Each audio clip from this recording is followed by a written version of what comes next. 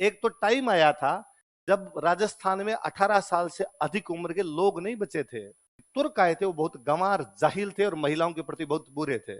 ने देनी आपनी ने हालरियो हुलराए, कोई पूत सिखाने पालने न मरण बढ़ाई माए।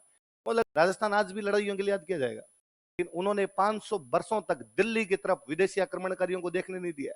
सारे बुद्धिजीवी इन बातों पर चर्चा कर लेंगे कि जौहर सही था गलत था, इन पे चर्चा कर लेंगे कि उन महिलाओं को जलना चाहिए था नहीं जलना चाहिए था।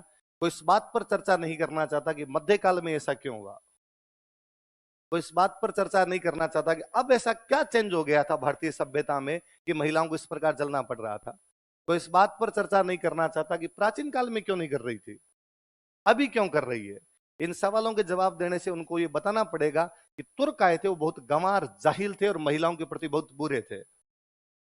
बस बुद्धिजीवी ये नहीं बताना चाहते, वो सो कॉल्ड रोमांटिसाइज करना चाहते हैं चीजों को। अभी तक पता नहीं किन ख्यालों में रहते हैं, उनको फिर ये बताना है कि बाहर से आए हुए लोगों ने भारतीय संस्कृति को किस प्रकार पुष्पित और पल्लवित किया था, किस प्रकार मेहराबों का निर्माण और गुंबद भारतीय संस्कृति में होने लगे थे। अरे लुगाइयों को उठा उठा के लेके जाते थे, तुम्हें ये नहीं दिखता? बच्चों के साथ में दुर्व्यवहार किया जाता, तुम्हें ये नहीं दिखता? आज हर बात पर महिलाओं के सम्मान की बात करने वाला भारतीय समाज इस बातों से, इस सच्चाई से मुंह चुरा लेता है कि मध्यकाल के अंदर बाहर से आए हुए आक्रमणकारियों ने महिलाओं की स्थिति खराब कर दी थी। मेरा हमारी महिलाओं के प्रति नतमस्तक होता हूं कि 700 से लेके 1200 तक, और उसके बाद में जब दिल्ली पर इनका कब्जा हो गया था तुर्कों का, उसके बाद लगातार इतने सालों में जब पुरुष लड़ रहा था, बाहर मंदिर को बचा रहा था, अपनी जमीन को बचा रहा था, अपनी सभ्यता को बचा रहा था, उस समय महिलाओं ने घर किस प्रकार चलाए होंगे। मैं सोचता हूं कि यार एक तो टाइम आया था जब राजस्थान में 18 साल से अधिक उम्र के लोग नहीं बचे थे, सारे के सारे कट के मरमुरा गए थे किसी युद्ध के अंदर। उसके बावजूद वो एक महिला अपने घर में बैठकर अपने घर को संभालती है, अपने खेत खलिहान को संभालती है और अपनी अगली पीढ़ी को पुनः तैयार करती है कि तुम्हें तुम्हारे बाप का, दादा का, सबका बदला लेना है। जो बाहर वाले आक्रमणकारी आएंगे उनको जमीन का इंच इंच नहीं देना है।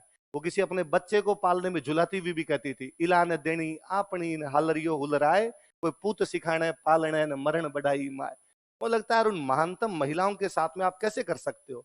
वो हमारे राजस्थान की महिलाएं थी, वो आपकी मेरी कोई माएं थी, वो दादियां थी, जिन्होंने इस कदर राजस्थान की संस्कृति को बचाया होगा कि आज भी नागालैंड में भी जाकर आप कहो ना मैं राजस्थान का हूं, प्रथम दृष्टया उसके दिमाग में आता तुम बहादुर हो। भले तुम खुद मन ही मन सोचोगे अभी लड़ाई हो तो सबसे पहले चप्पलें हाथ में मैं लूं, पर हमारी जो ये बहादुरी की छवि है ना, कि आज भी यूपी का कोई कभी भी खड़ा होकर कहता है वो राजस्थान रणबांकुरा था जो लड़ा था। क्यों हम आज तो नहीं लड़ रहे? हम तो नहीं लड़ पा रहे, हम तो यहां पर बैठ कर रहे हैं। क्यों हमारे बारे में आज भी बात की जाती है? इसका मतलब हमारे समाज के उन लोगों ने कुछ ऐसा हैरत अंगेज किया है कि आज भी भारत के दिल से वो निकल नहीं पा रहा है। रविंद्रनाथ टैगोर लिखते हैं कि सिकंदर के आक्रमण से लेके लॉर्ड क्लाइव तक, कहां से कहां तक? सिकंदर से लेके लॉर्ड क्लाइव। सिकंदर ने राजा पोरस को हराया था, क्लाइव ने सिराजुद्दौला को हरा दिया था। वहां से लेके यहां तक भारत की सभ्यता विदेशियों के हार से भरी पड़ी है कि विदेशी आए और भारत के राजाओं को हराते गए हराते गए हराते गए। मैं जब भी भारत का इतिहास पढ़ता हूं तो मैं राजा पोरस की हार से लेकर सिराजुद्दौला की हार तक केवल हार हार देखता हूं और मेरा मन खिन्न हो जाता है। पर इस बीच जब मैं राजस्थान की तरफ देखता हूं तो मैं गौरवान्वित महसूस करता हूं कि वापस कुछ इस कदर मुट्ठी भर लोग रहे थे जिन्होंने अपनी जिंदगी की कभी परवाह नहीं की, जिन्होंने जिंदगी को इतना सस्ता कर दिया था कि खून पानी की तरह हो गया था। वो खून बहाने के लिए तैयार थे, लेकिन उन्होंने 500 वर्षों तक दिल्ली की तरफ विदेशी आक्रमणकारियों को देखने नहीं दिया। 712 में मोहम्मद बिन कासिम पे सिंध पे अटैक के बाद अगले 500 सालों तक तुर्क और अरब लगे रहे कि दिल्ली मिल जाए। 1192 में जब तक वो तराइन के दूसरे युद्ध में जीत नहीं पाए थे, दिल्ली नहीं मिली है उनको। 500 सालों तक यदि दिल्ली बची रही है तो वो बचाने वाला राजस्थान है। यदि दिल्ली बची रही है तो लगातार वो हमारे कोई पुरखे लड़े होंगे तब दिल्ली बची रही। और एक बार दिल्ली उनके हाथ में गई, एक बार हमारे हाथ से निकली, 1192 में दिल्ली तुर्कों के पास गई, अगले 100 साल में वो तमिलनाडु तक पहुंच गए थे। कोई पूछे सवाल कि बाकियों ने क्या किया? कोई पूछे सवाल कि बाकी वाले क्यों नहीं लड़े? हमारे पर तमाम तोहमतें आरोप है कि जीते एक, हारे एक, लड़े एक, राजस्थान वाले नहीं लड़े एक, 100 बातें हैं। बाकी वो पांडे तक पहुंचे हुए थे, अलाउद्दीन खिलजी वहां साउथ तक पहुंचा हुआ था एकदम। बाकी जनता नहीं थी। हम अलग थे जी, कुछ ना कुछ तो अलग थे। इसलिए हमारी बातें की जाती है। इतनी पीढ़ियां बीतने के बावजूद भी राजस्थान भारत में इसी रूप में देखा जाता है।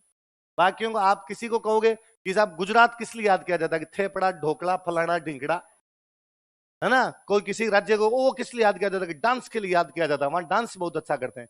राजस्थान आज भी लड़ाइयों के लिए याद किया जाएगा, दूसरी कोई बातें नहीं आएगी। हमारी वो वीरता बहादुरी वो सब बातें आएगी। उन सब के पीछे रीजन ये है, उन सब के पीछे कारण ये है